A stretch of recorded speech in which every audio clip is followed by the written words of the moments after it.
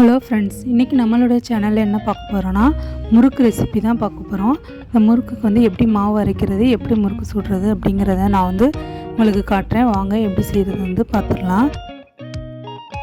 இது வந்து பச்சரிசி எடுத்திருக்கேன், 10 பங்கு அளவுக்கு பச்சரிசி எடுத்திருக்கேன். இது நல்லா அரை மணி நேரம் ஊற வச்சு கழுவி வெயிலில் வந்து 3 நாள் காய வச்சு எடுத்து வச்சுருக்கேன். இந்த டம்ளரில் வந்து நான் 10 உலக்கு அரிசி எடுத்திருக்கேன். இந்த உலக்குலேயே 1 பங்கு அளவுக்கு புழுங்கல் அரிசி, சாப்பாடுக்கு யூஸ் பண்ணுற அந்த அரிசி, 1 பங்கு வந்து உளுந்து எடுத்துக்கிறேன். முழு உளுந்து வந்து எடுத்துக்கிறேன். இப்போ இந்த உளுந்தை வந்து லைட்டாக நம்ம வந்து செவக்க வறுத்து எடுத்துக்கலாம். கலர் வந்து ரொம்ப சேஞ்ச் ஆகாமல் அந்த உளுந்தோட ஸ்மெல்லு வர்ற வரைக்கும் உளுந்தை வந்து நம்ம வறுக்கணும். இப்போ நம்ம ஃபஸ்ட்டு உளுந்தை வந்து வறுத்துடலாம்.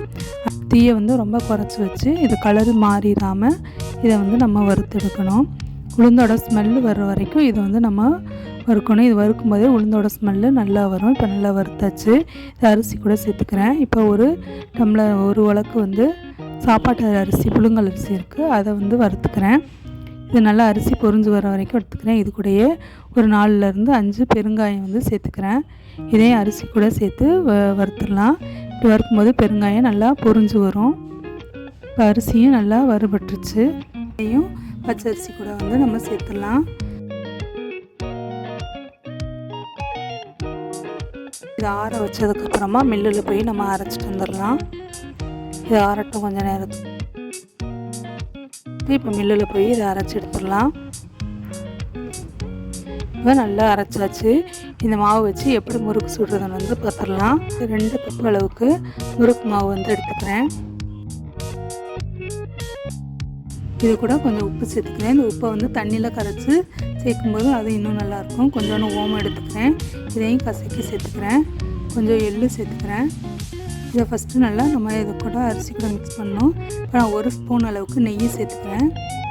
இப்போ எண்ணெய் வந்து காய வச்சுருக்கேன். இந்த சுடு எண்ணெய் வந்து 1 கரண்டி அளவுக்கு சேர்த்துக்கிறேன்.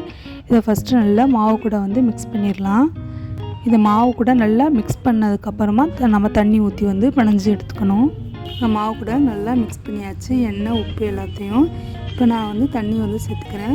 எனக்கு 2 கப்பு மாவுக்கு வந்து 1.5 கப் அளவுக்கு தண்ணி வந்து தேவைப்பட்டுச்சு. இப்போ இதை வந்து நல்லா பிணைஞ்சி எடுத்துடுறேன். ரொம்ப கட்டியாக பிணைஞ்சிட்டோம்னா நமக்கு புளியறதுக்கு வந்து கொஞ்சம் கஷ்டமாக இருக்கும். அதனால் கொஞ்சம் தளர்வாக வந்து மாவு பிணைஞ்சி எடுக்கணும். மாவு வந்து நல்லா சாஃப்டாக பிணைஞ்சி எடுத்தாச்சு. இப்போ இதை நம்ம முறுக்கு உரலில் போட்டு எண்ணெயில் புழிஞ்சு எடுத்தோம்னா நம்ம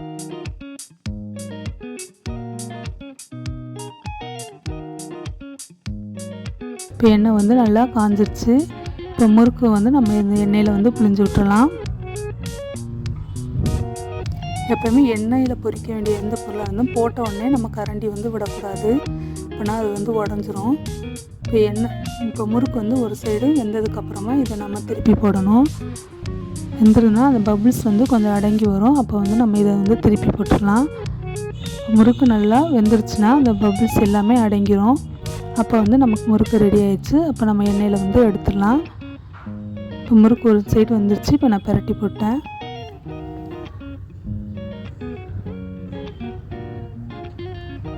இப்போ முறுக்குலாம் வெந்துருச்சு. இப்போ நான் வந்து எடுத்துக்கிறேன்.